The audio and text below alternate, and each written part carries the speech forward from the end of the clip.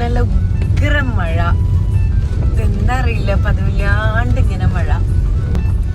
അങ്ങനെ അമ്പലത്തിലേക്ക് ഇങ്ങനെ പോയിക്കൊണ്ടിരിക്കുകയാണ് കേട്ടോ. അമ്പലത്തിലേക്കല്ലേ പോണേ, വലിയ ക്യാമറയും DSLR ഒക്കെ ആയിട്ട് വലിയ സന്നാഹങ്ങളൊന്നും വേണ്ടെന്ന് വിചാരിച്ചു.